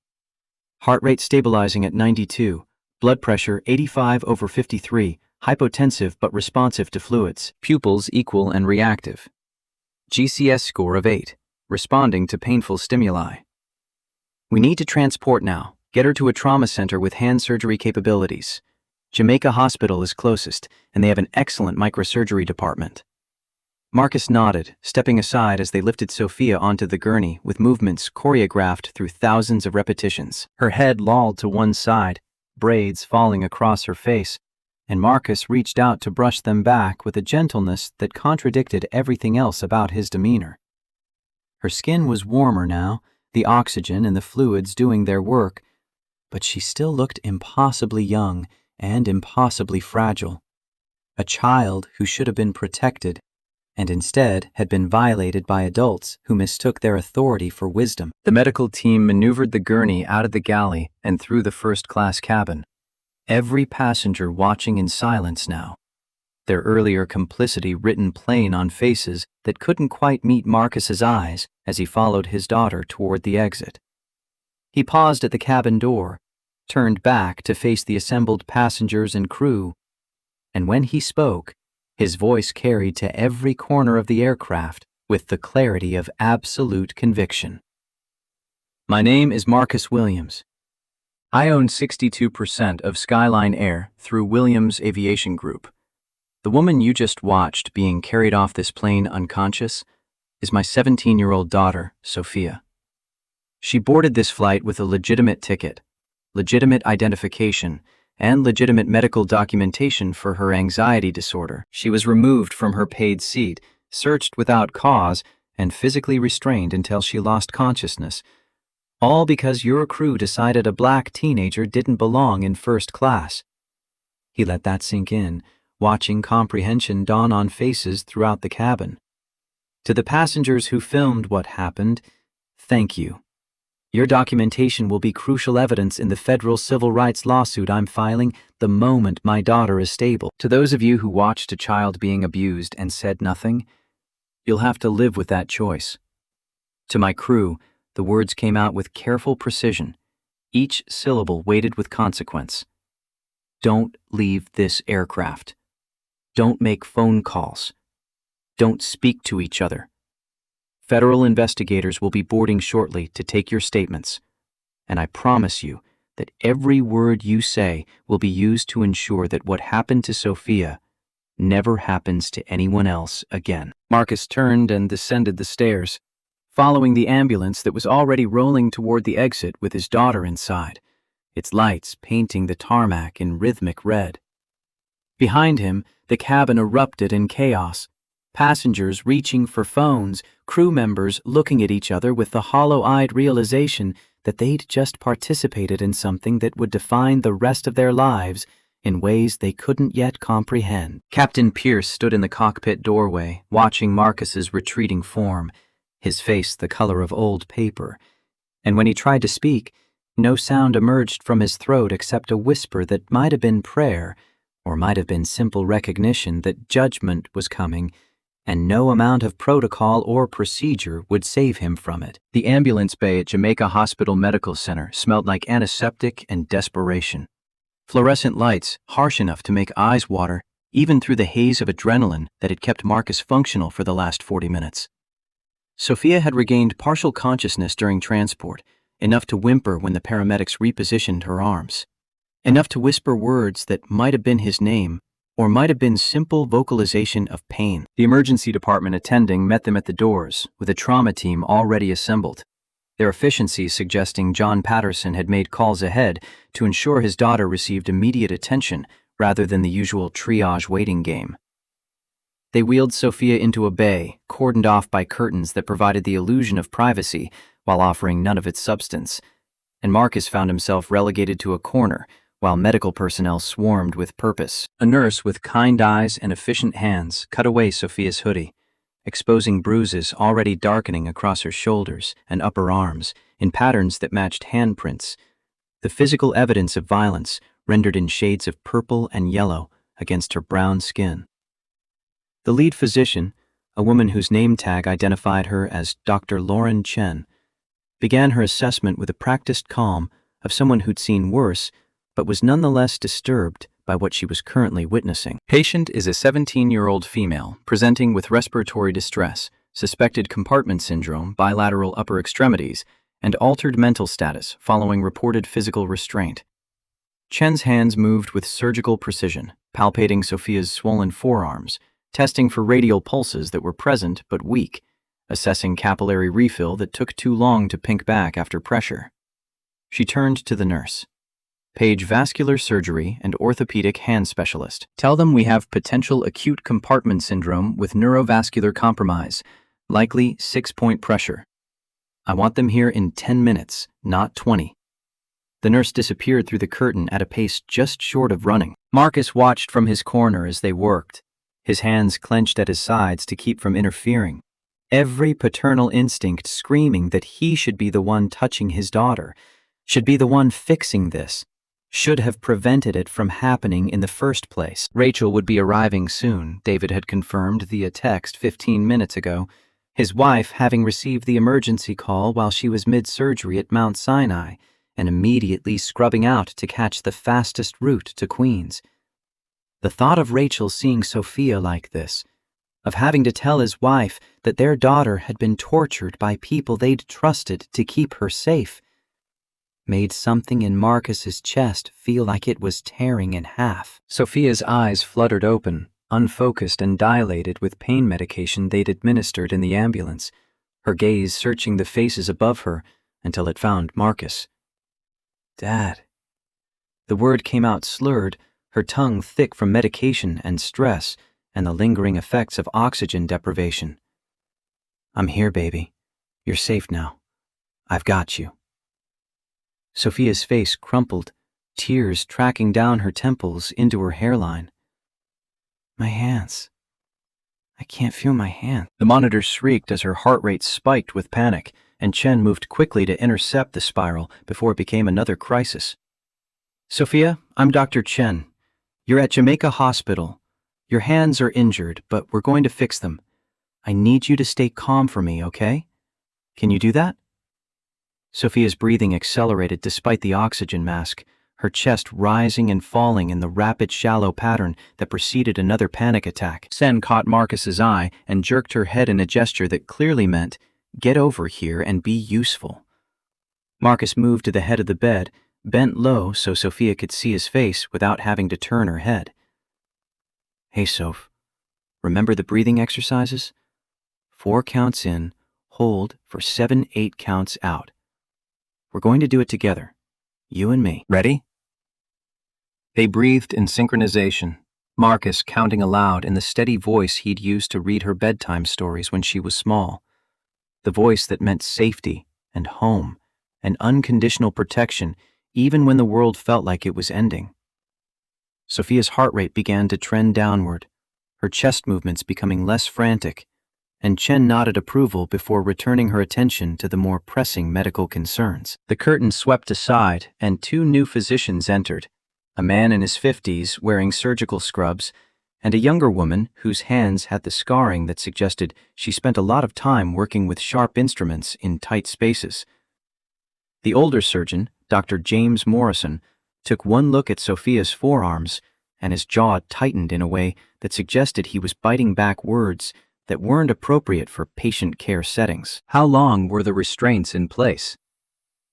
Marcus forced himself to speak calmly despite the rage that wanted to color every syllable. At least 45 minutes based on the timeline, possibly longer. Morrison's expression suggested this was exactly what he'd feared. We need to get her to OR immediately. This is grade 3 compartment syndrome. The pressure in her forearm compartments is cutting off blood supply to the muscles and nerves. If we don't release that pressure surgically in the next hour, she's looking at permanent nerve damage, possibly muscle death. The younger surgeon, Dr. Sarah Kim, had already pulled up Sophia's medical history on the tablet she carried. Patient is a pianist? Accepted to Juilliard? Marcus nodded, not trusting his voice. Kim and Morrison exchanged a look that communicated volumes. The radial and median nerves control fine motor function in the fingers. We're going to do everything we can to preserve full dexterity, but I need you to understand that the outcome depends on how much damage has already occurred. We won't know the extent until we're in there and can visualize the tissue directly. Marcus forced himself to ask the question he didn't want answered. What's the worst-case scenario? Morrison met his eyes with the kind of unflinching honesty that separated great doctors from good ones. Worst case, permanent loss of fine motor control in both hands. She might regain gross motor function, grip strength, basic coordination, but the kind of precision required for concert-level piano performance, the words trailed off because finishing them would be cruel, and they all knew what he meant. Marcus felt his knees go weak, caught himself on the bed rail, and Morrison's hand landed on his shoulder with surprising gentleness. We're going to fight like hell to make sure that doesn't happen. Sarah is one of the best hand surgeons on the East Coast. If anyone can save your daughter's career, it's her. The anesthesiologist arrived, consulted briefly with Chen about Sophia's current medications and the panic attack history, then began explaining the procedure to Sophia in language simplified for someone whose cognitive function was currently impaired by stress and medication. We're going to put you to sleep for a little while so the doctors can fix your arms. When you wake up, the pressure will be gone and you'll start feeling better. Is that okay? Sophia's eyes found Marcus again, terror making her look even younger than her 17 years. Will you be here when I wake up? The question landed like a knife between Marcus's ribs. I'm not going anywhere. I'll be right here when you open your eyes. I promise. They wheeled her toward the surgical wing, with Marcus following as far as the restricted access doors would allow, watching until she disappeared around a corner, and he was left standing in a hallway that smelled like floor cleaner and human suffering. His phone vibrated in his pocket with such frequency that it felt like a live thing trying to escape. David had texted 17 times with updates. Federal investigators secured the aircraft, all crew detained for questioning. Port Authority obtaining warrant for cockpit voice recorder. Another text. Media starting to gather. Do you want a statement prepared? Marcus typed back, with hands that had started shaking now that adrenaline was giving way to the crash that always followed. No statement until Sophia is out of surgery and stable. Pull every record Skyline Air has. I want to know how many other families they've destroyed. Rachel burst through the emergency department doors like a force of nature contained in scrubs and a white coat, her surgeon's mask pulled down around her neck, her face a study in controlled terror that only another parent could fully comprehend. Where is she?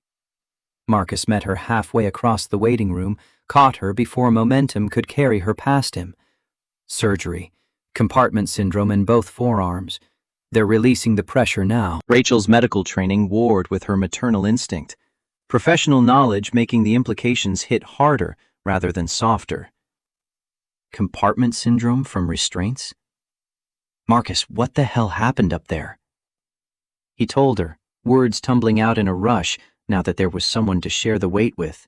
Someone who would understand not just the facts, but the enormity of what those facts meant. Rachel listened with a stillness that was more frightening than any outburst could have been, her face going from concerned to horrified to coldly furious as the narrative unfolded.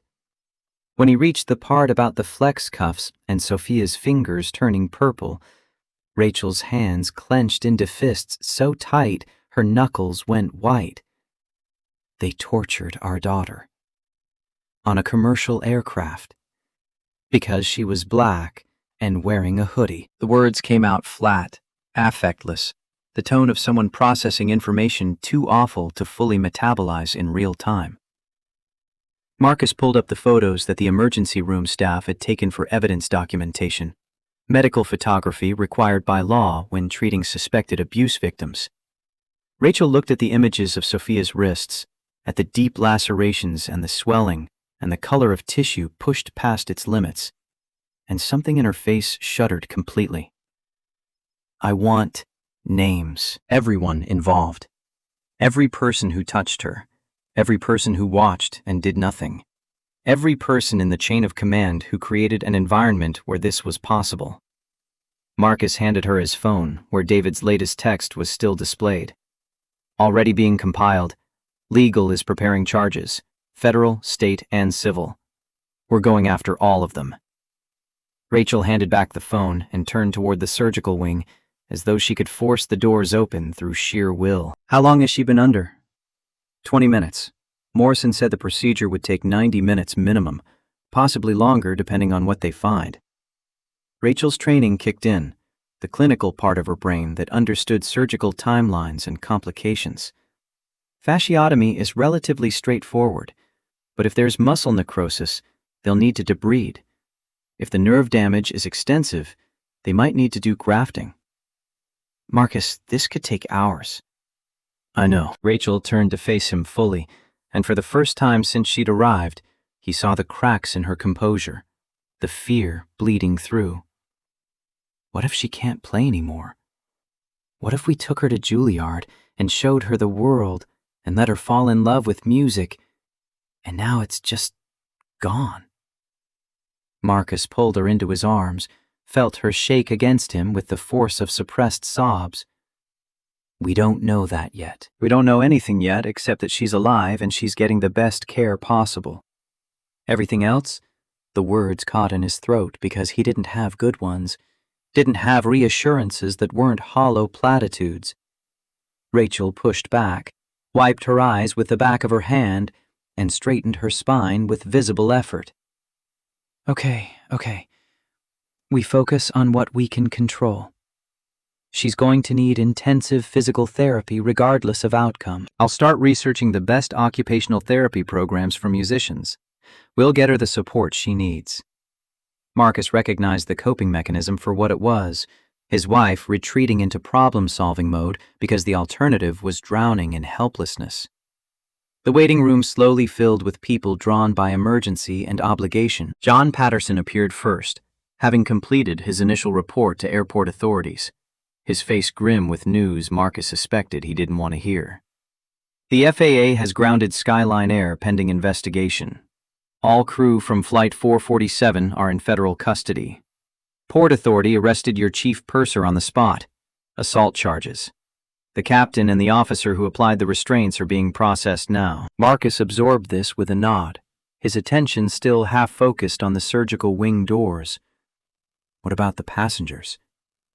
John pulled out his phone, scrolled to a video file, and turned the screen toward Marcus. The woman in 3C, Dr. Rebecca Thompson, she filmed the entire confrontation. From the moment your daughter was accused of fraud to the point where they dragged her into the galley. She's already posted it online. Marcus, it's viral. 6 million views in 2 hours. The airline's stock is in free fall. Marcus took the phone, watched 30 seconds of footage that showed Sophia pleading and Brenda Foster sneering and Margaret Whitmore demanding that the girl be removed, and had to hand it back before the urge to put his fist through a wall became irresistible. Good. Let the world see what they did. David Brooks arrived next, flanked by 2 junior associates carrying file boxes that looked ominously full. He set up a temporary office in the corner of the waiting room, spreading documents across 3 chairs with the organized chaos of a lawyer building a case in real time. Marcus, we have a problem. The way David said it suggested the problem was significant even by the standards of a day that had already redefined the word. What now? David pulled out a thick folder, internal Skyline Air Communications, printed on company letterhead. We pulled 5 years of complaint records. There have been 47 incidents of passengers being removed from premium cabins for questionable reasons. 44 of those passengers were people of color. The airline settled 42 of them with NDAs and cash payouts averaging $50,000 each. Rachel's head snapped up from where she'd been staring at her own phone. They knew. They knew this was happening, and they just paid people to be quiet about it. David nodded, his expression suggesting there was more. It gets worse. 6 months ago, CEO Stephen Grant sent an internal memo to all flight crews titled Premium Cabin Integrity Verification. The memo instructed crews to, and I quote, exercise heightened scrutiny when verifying passenger credentials for first and business class, particularly for passengers who do not present as traditional premium travelers. He pulled out another document. Legal reviewed the memo before it went out. They flagged it as potentially discriminatory. Grant sent it anyway. Marcus felt something cold and sharp settle in his chest, the pieces clicking into place with awful clarity. They created a policy of racial profiling. Legal told them it was illegal, and they implemented it anyway, because it was cheaper to settle lawsuits than to fix their culture. David's silence was confirmation enough. Marcus looked at Rachel, saw his own fury reflected in her expression, and made a decision that would reshape the next year of their lives. I want a federal civil rights lawsuit filed by end of business today. Name everyone: the crew members, the captain, the CEO, the board of directors who approved the policy. I want criminal charges pursued for assault, false imprisonment, and child endangerment. And I want every single settlement from the past 5 years reopened with offers to join a class action lawsuit. David's smile was the predatory expression of a lawyer who'd just been given permission to do what he did best. I'll have the complaint drafted in 3 hours. But Marcus, there's something else you need to consider. Skyline Air's stock is down 31% since the video went viral. Market cap loss is $1.3 billion. You own 62% of the company through your venture fund, which means you just lost. Marcus cut him off. I don't care about the money. Burn it all down if that's what it takes. David's smile widened. That's what I was hoping you'd say, because I pulled the corporate structure this afternoon. If we force a vote of no confidence in the current board, you have enough shares to take operational control. You could fire Grant, restructure the entire executive team, and rebuild from the ground up. Rachel looked up sharply. You want to run an airline on top of everything else? Marcus shook his head. I want to make sure no other parent gets the call I got today. If that means taking over Skyline Air and firing everyone who enabled this culture, then yes, that's exactly what I'm going to do. He turned to David. Schedule an emergency board meeting for tomorrow morning. I want Grant's resignation on my desk by noon. I want the discriminatory memo rescinded, and I want a complete audit of every passenger complaint from the last decade. We're going to find everyone they hurt, and we're going to make this right. The surgical wing doors swung open, and Dr. Morrison emerged, still wearing his surgical cap, pulling down his mask to reveal a face that looked exhausted, but not defeated. Marcus and Rachel converged on him with synchronized urgency. She's out of surgery and stable. We performed bilateral forearm fasciotomies to release the compartment pressure.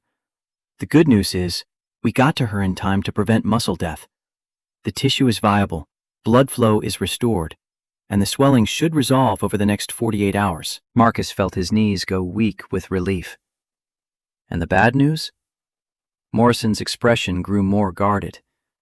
The radial nerve in her right forearm showed significant compression damage. We won't know the full extent until the swelling goes down and we can do nerve conduction studies. But there's definite trauma. She's going to need aggressive physical therapy and possibly nerve grafting, depending on how much function returns naturally. Rachel's medical training allowed her to ask the question Marcus couldn't formulate. Prognosis for full dexterity? Morrison hesitated, choosing his words with care. If this were any other 17-year-old, I'd say good to excellent for return to normal function. But concert-level piano playing requires precision measured in milliseconds, strength and flexibility beyond normal parameters. I can't promise you she'll get back to that level, but I can promise we'll do everything in our power to get her as close as possible. They let Marcus and Rachel into the recovery room where Sophia lay connected to monitors and IV lines, her forearms wrapped in thick bandages that extended from wrist to elbow. Her face was peaceful in unconscious sleep, the lines of pain and fear smoothed away by anesthesia. And Marcus felt his composure finally crack, seeing his daughter like this, small and vulnerable and wounded by people who should have protected her. He took her unbandaged hand carefully, mindful of the IV line, and pressed his lips to her knuckles. I'm so sorry. I should have been there. I should have protected you. Rachel's hand landed on his shoulder, squeezing hard enough to ground him. This isn't your fault. This is on them. Every single person who participated or stood by. They did this. Sophia stirred, her eyelids fluttering, consciousness returning in stages. When her eyes finally focused enough to recognize her parents, tears spilled over immediately. Mom. The word came out broken, childlike, and Rachel moved to the other side of the bed, leaning down to press her forehead against Sophia's. I'm here, baby. We're both here.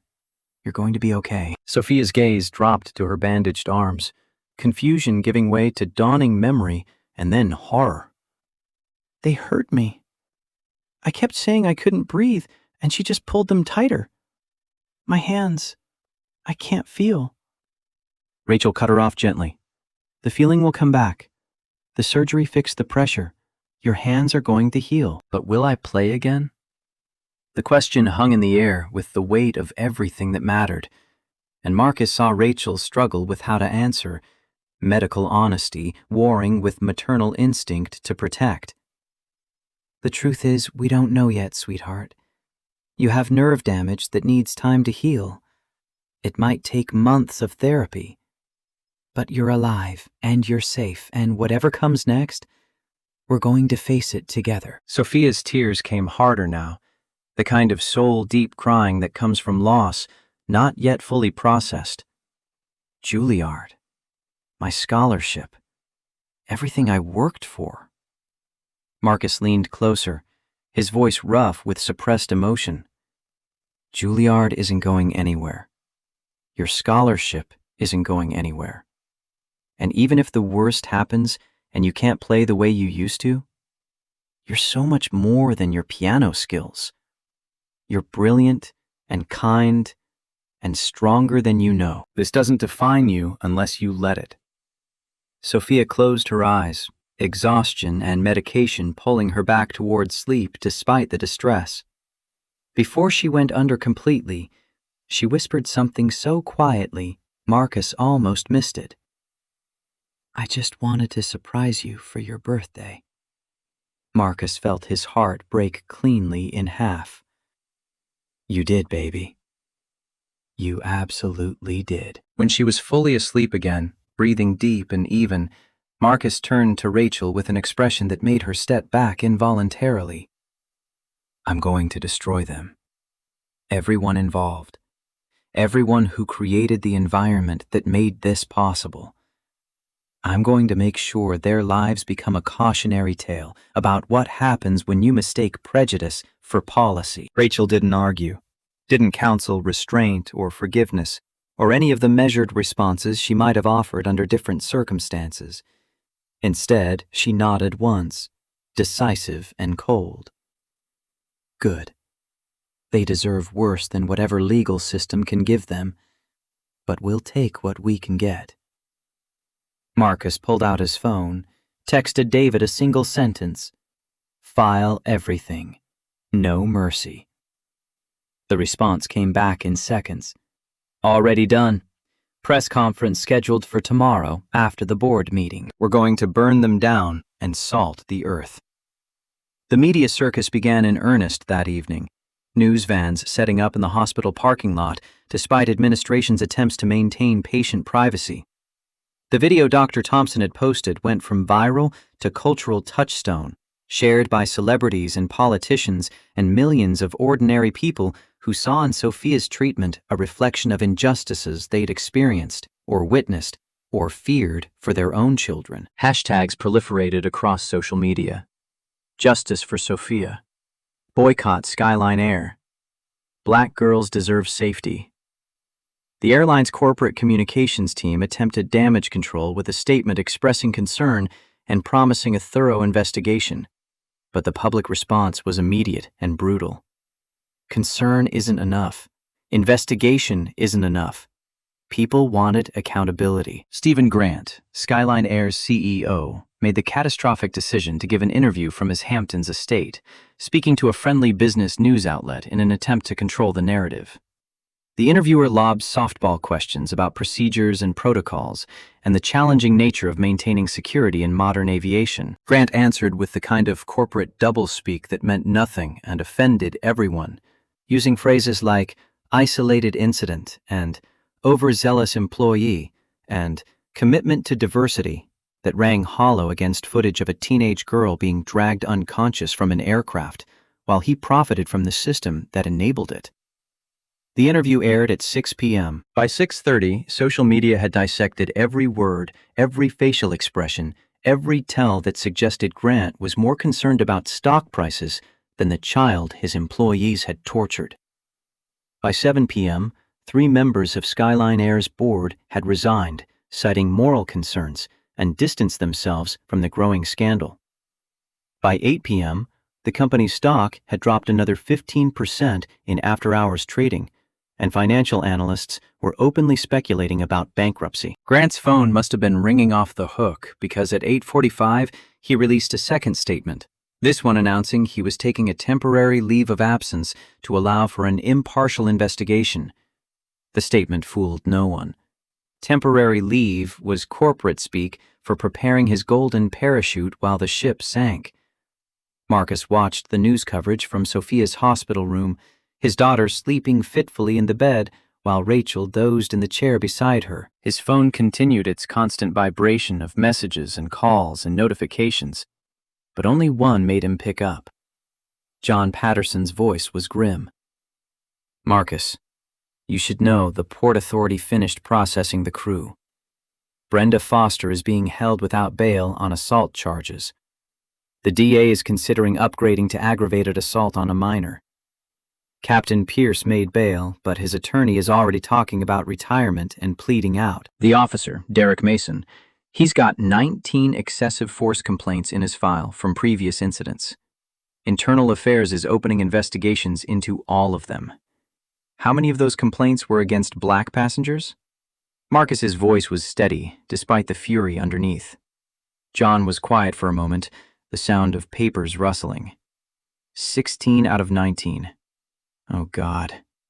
Marcus closed his eyes, the pattern too obvious to ignore. This isn't about a few bad actors. This is systemic. This is what happens when institutions protect their own instead of the people they're supposed to serve. John's agreement came weighted with years of working inside those institutions and seeing the rot firsthand. "What are you going to do?" Marcus looked at his sleeping daughter, at the bandages hiding damage that might never fully heal. "I'm going to make sure it never happens again. To anyone." ever. The night stretched long and uncomfortable. Hospital chairs not designed for sleeping, and worry not conducive to rest. Marcus dozed in fragments, jerking awake every time a monitor beeped or a nurse came to check vitals. Sophia woke several times, disoriented and in pain, the medication wearing off faster than the dosing schedule allowed for topping up. Each time, Rachel or Marcus would be there, holding her hand carefully and murmuring reassurances until she drifted back under. By 3 a.m., exhaustion had worn through adrenaline, and Marcus found himself in the hospital cafeteria, drinking coffee that tasted like burnt regret, staring at his phone where David's latest message outlined the next day's battle plan. Board meeting at 9 a.m. I've secured proxies from your allied shareholders. Total voting block of 78%. Grant can't stop the no confidence vote. Press conference at 11 a.m. Hospital has offered their media room. I've drafted remarks, but you should speak from the heart. The authenticity will matter more than polish. Marcus typed back. Will there be reporters there who'll ask about the other victims? David's response. I'm inviting 47 families who settled with Skyline Air in the past 5 years. The ones who agreed to join the class action. They'll be standing behind you when you speak. Let the world see the pattern. Morning arrived with the kind of gray light that suggested rain, and Marcus was already dressed in a fresh suit that Rachel had somehow arranged to be delivered, despite everything else happening. Sophia was awake and alert enough to understand where he was going and why. You're taking over the airline? Her voice was still rough from intubation during surgery. Marcus nodded, adjusting his tie with fingers that wanted to shake. Someone has to fix it. Someone has to make sure this never happens to anyone else's daughter. Sophia's expression was complex, pride and sorrow and something that might have been hope. Make them pay, Dad. Not just with money. Make them understand what they did.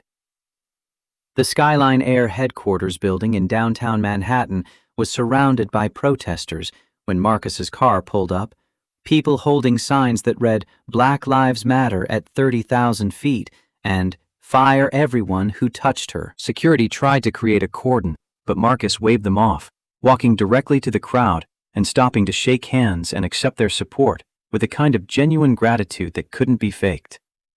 A young black woman, maybe 25, grabbed his hand and held on. My little sister is 14. She's terrified to fly now. Please make this right. Marcus looked her in the eyes and made a promise he intended to keep. I will. I swear to you, I will. The boardroom was full of people who'd made careers out of being comfortable, and Marcus's entrance shattered that comfort like a brick through glass.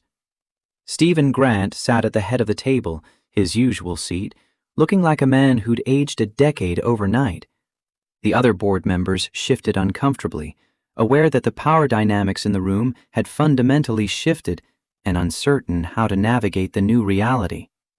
Marcus didn't take a seat. He stood at the opposite end of the table, David flanking him with files that represented months of investigation condensed into 36 hours of frantic legal work.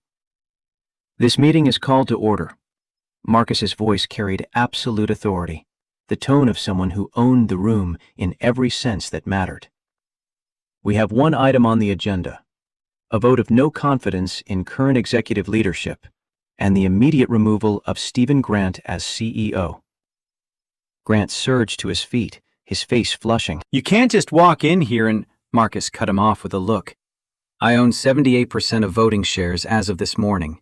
I can do exactly what I want. The question is whether you leave quietly with what's left of your dignity, or whether I expose every detail of your discriminatory policies to federal prosecutors and let them decide if criminal charges are warranted. The room went silent, except for the sound of Grant's labored breathing. David stepped forward, placing a document on the table in front of each board member. This is the memo Mr. Grant distributed 6 months ago, instructing crews to profile passengers based on appearance. This is legal's warning that the memo violated federal civil rights law. And this is Grant's response, telling legal to, quote, worry about lawsuits after we improve our premium cabin experience. He looked up, meeting each board member's eyes in turn. 47 families, 44 of them people of color. $2.1 million in settlement payouts. And yesterday, a 17-year-old girl nearly died because you prioritized optics over humanity. One of the board members, an elderly man Marcus recognized as the founder's grandson, spoke up. "What are you proposing?"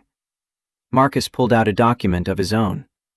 "I'm proposing we fire Stephen Grant for cause, which means no severance, no golden parachute, no graceful retirement. I'm proposing we rescind the discriminatory memo immediately and implement new training protocols written in consultation with civil rights organizations.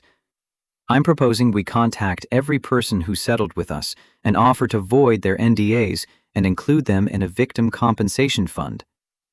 And I'm proposing I take operational control as interim CEO until we can hire leadership that actually understands what diversity and inclusion mean." Grant tried one more time to salvage something from the wreckage.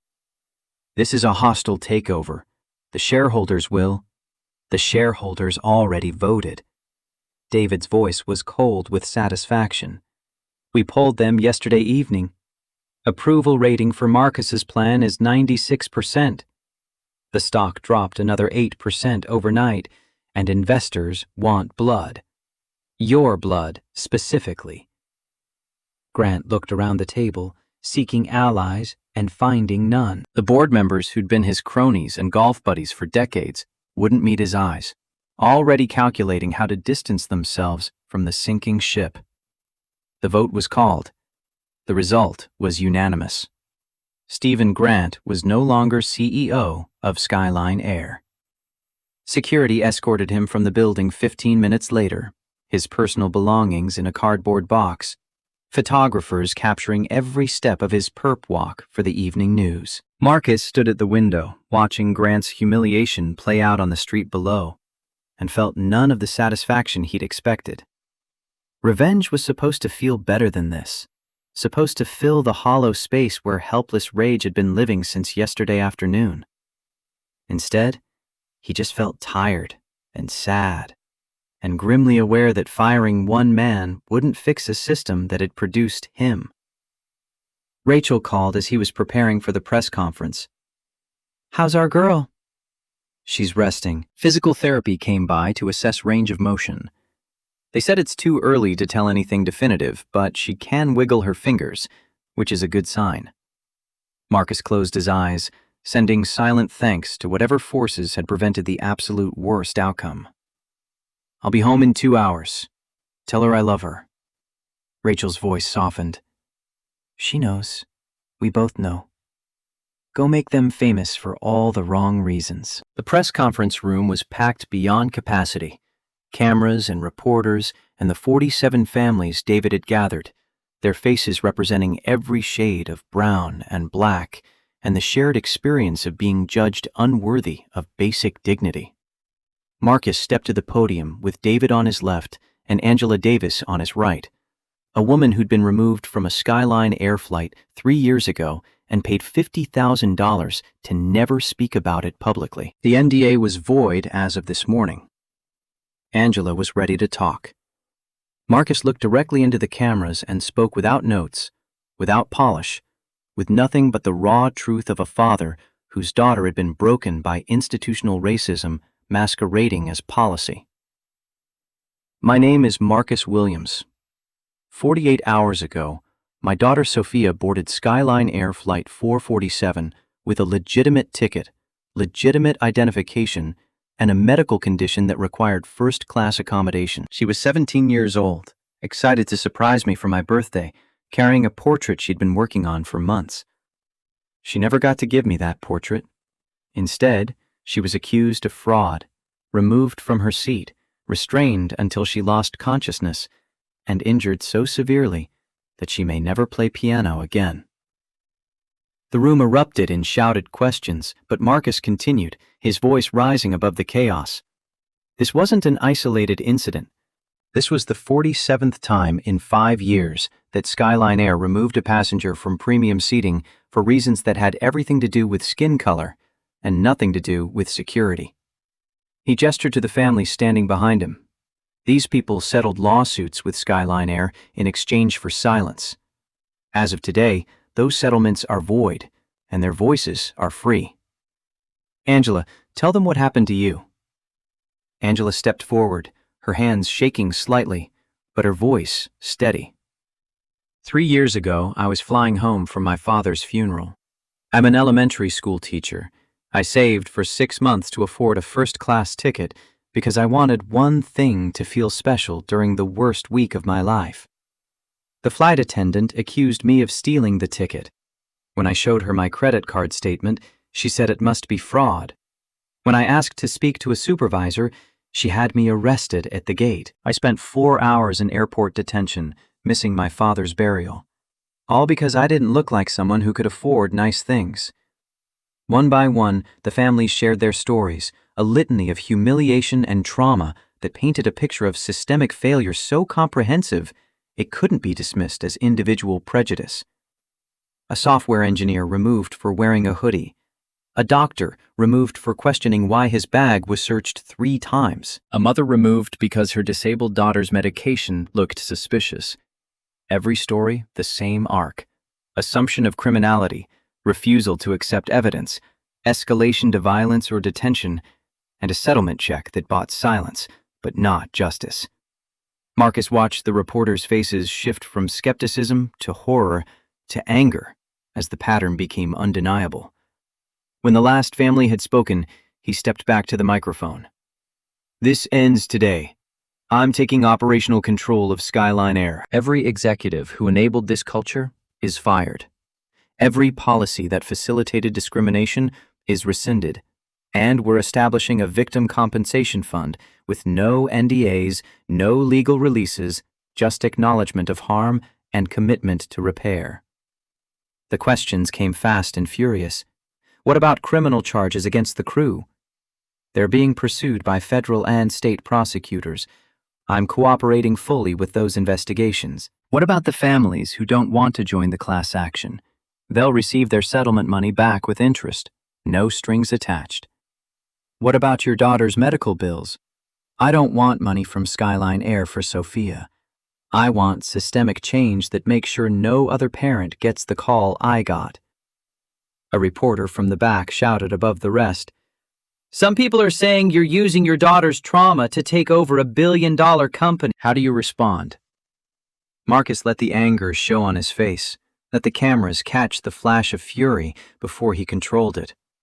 My daughter may never play piano again because your flight crew decided she didn't deserve basic human dignity. If taking over this airline and burning down every policy that enabled that treatment means I'm somehow profiting from trauma, then fine, that's what I'm doing. But the 47 families behind me, the hundreds more who suffered and didn't report it, the thousands who will fly safer because we changed the system, they're the reason I'm here. Not profit. Justice. There's a difference. The press conference ended with David fielding technical questions while Marcus slipped out the side door, exhaustion crashing over him like a wave. His phone showed missed calls from news outlets around the world, interview requests from every major network, and one text from Sophia. Saw the press conference, Dad? You're kind of a badass. Marcus smiled for the first time in 2 days, the tightness in his chest easing fractionally. He had destroyed careers and would destroy more before this was finished.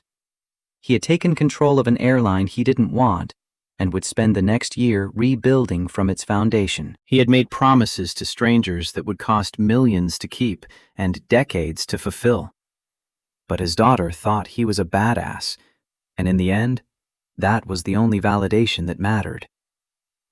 2 years later, JFK Airport, Terminal 5. Sophia, now 19, approached gate for Los Angeles flight. First-class ticket. Juilliard Performance Tour. Gate agent, black woman. Welcome, Ms. Williams. Seat 1A ready. Sophia noticed nervous black teenager, 15, in hoodie, economy ticket. Memory flash. Herself at 17, same fear in eyes. Hi, what's your name? Jasmine? Jasmine, I'm upgrading you. Seat 1A is yours. Sophia took middle seat economy, 12C. Flight attendant. Miss Williams, you don't have to. I want to. Reminds me where I came from. Jasmine approached. Why? Sophia handed business card. First class dignity project. If anyone treats you unfairly, call me. Market plane.